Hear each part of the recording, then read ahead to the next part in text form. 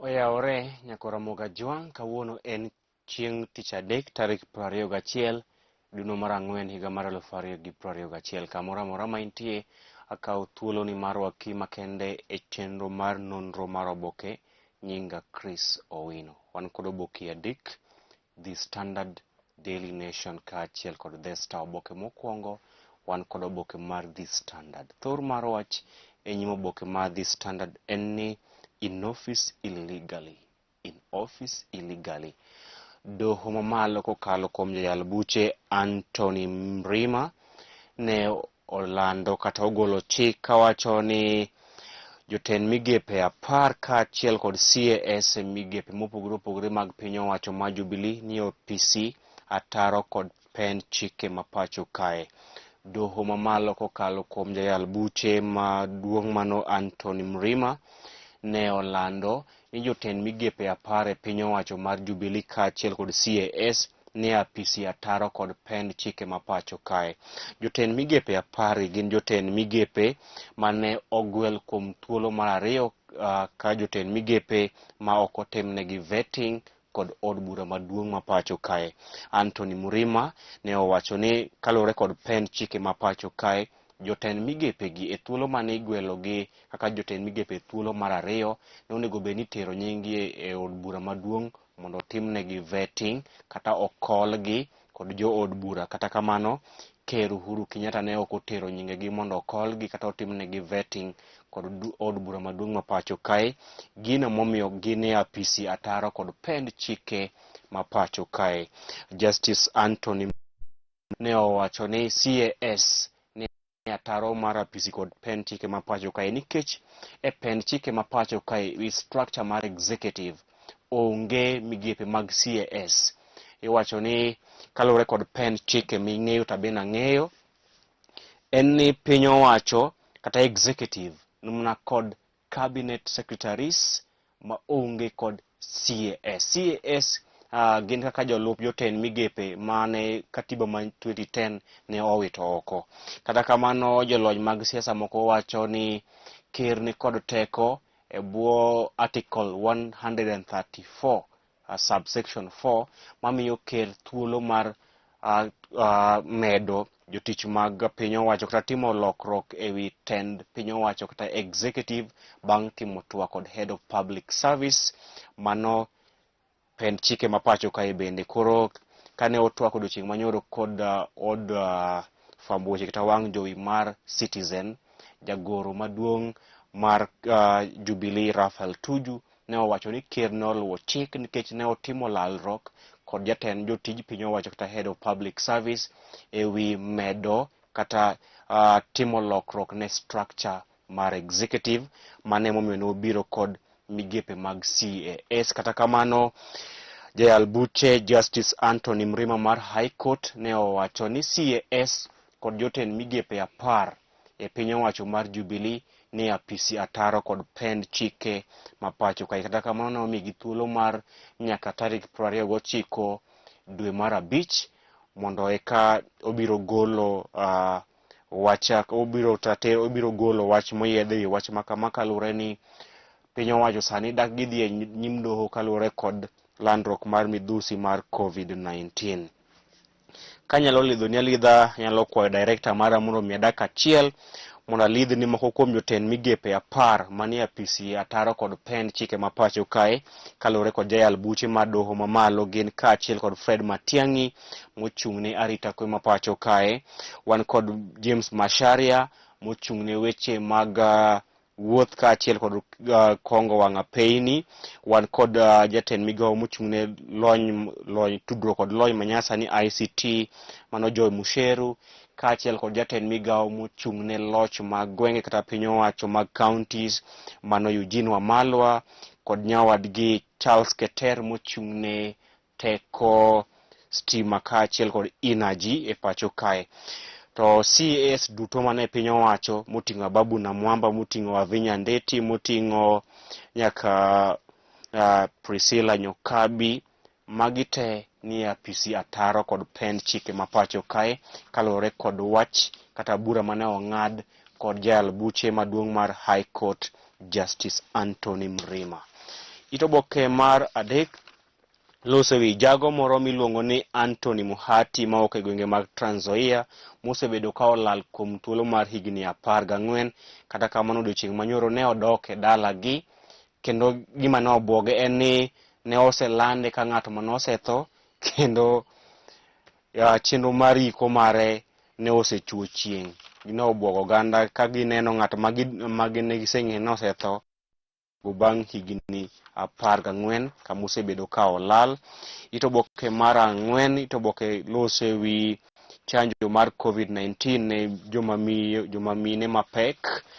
Oboke mar 6, duond od bura mar Jubilee ne ong'ado tudruok moro amora kod duond od bura mar UDA. Ma en ler mane ogol kod jagoro maduong' mar Jubilee Raphael Tuju mane owacho ni gidhi ng'ado tudruok moro amora kod duond od bura mar UDA. Oboke mar 7, riwruok mar Kenya mar One Kenya Alliance, riwruok mar siasa midendo ni One Kenya Alliance mariwo kanyakla Musalia Mudavadi, Kalonzo Musyoka, Moses Wetangula kaachiel kod Gideon Moi, owacho ni gidhi nyime kod timo twak kod jotelo mopogore opogore mar kelo thoth jotelo mapacho kae e riwruok mar One Kenya Alliance. Mudavadi giwacho ni gitimo twak kod jotelo mopogore opogore mag siasa e pacho kae mar neno ni jotelo madito e pacho kae odonjo e riwruok mar One Kenya Alliance motelo ne yiero maduong' mabiro. Moko kuom jogo magigeto en jatend ogai mar ODM Raila Odinga, ema be gigeto mondo odonj e riwruok mar One Kenya Alliance. Oboke mar 10 en wach ma aselero ni jotend migepe 10 kaachiel kod CAS mane apisi kod ataro mar pend chike mapacho kae. Mano en wach mane ogol kod Justice Anthony Mrima ma High Court.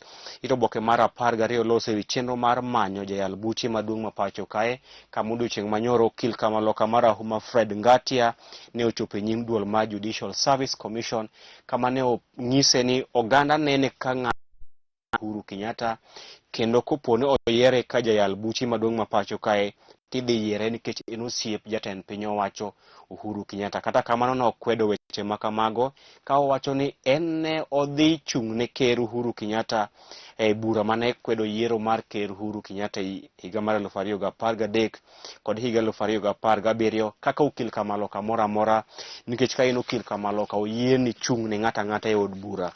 Oboke mar 14 loso ewi siasa mag kweth mar Tanga pach jondiko kaachiel kod pach josomo nyaka goro mar Katun.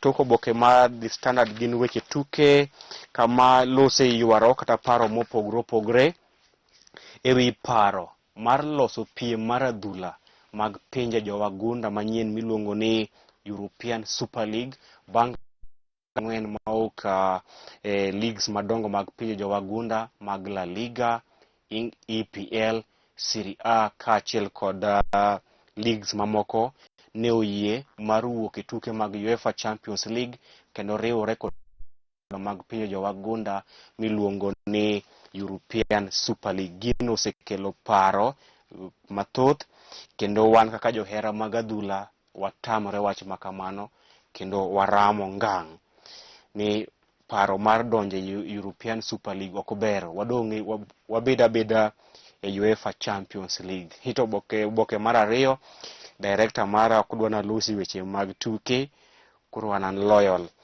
Oboke mar 2 kod oboke mar Daily Nation kama thor mar wacho nyimo oboke mar Daily Nation en ni Uhuru corners Ruto over UDA. Uhuru corners Ruto over UDA. Kiwacho ni ker Uhuru Kenyatta odino ne jalupne William Ruto gi duond od bura mare mar UDA.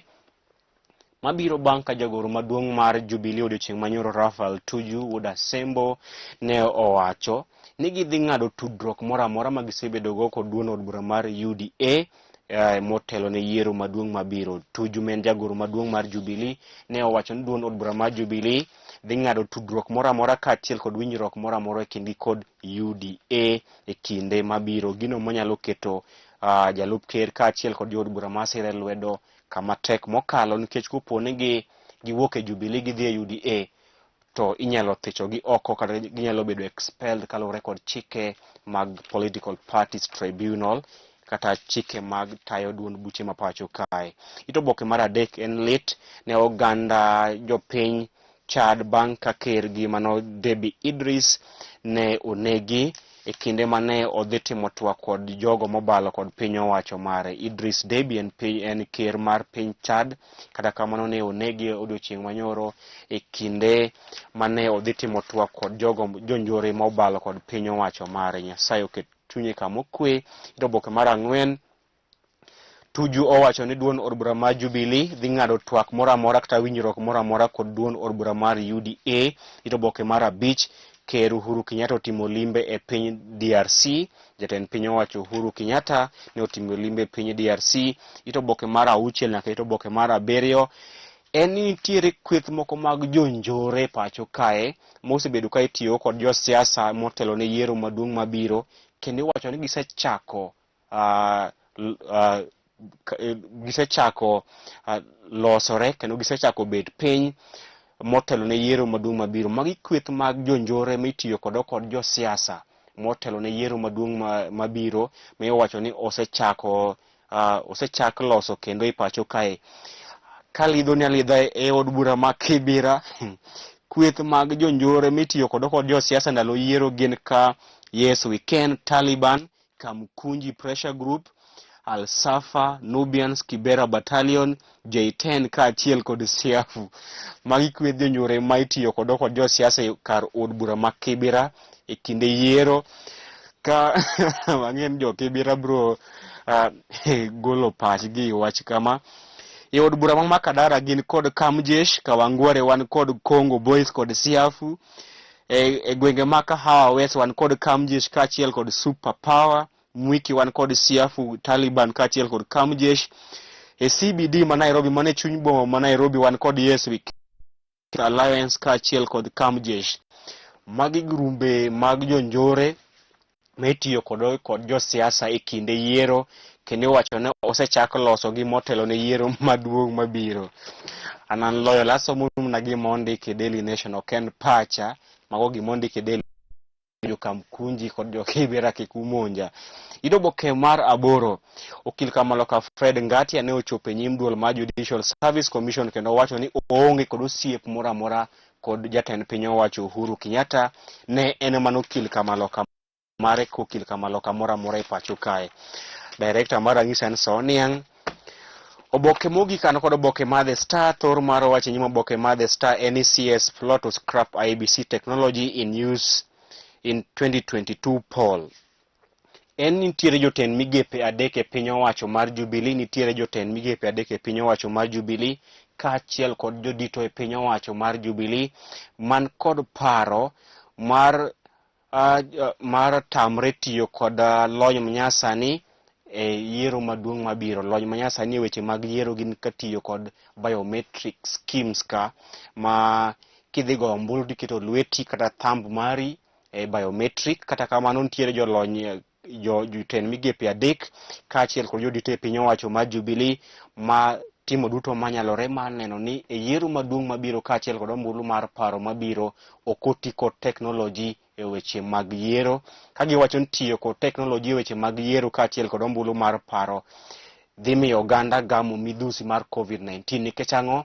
Nikech sa asaya idhi goyo ombulu to iketo thumb mari kata iketo fingers magi biometrics mago KIMS, magi wacho ni magi nyalo miyo jogo ombulu kata oganda ma pacho kae ogam midhusi mar COVID-19. Ma emomiyo jotend migepe 3 kaachiel kod moko kuom jodito e piny owacho mar Jubilee timo duto manyalore mar neno ni oganda ok otiyo kod teknoloji kata BVR kits e kinde mag ombulu mar paro kaachiel kod yiero maduong' mabiro.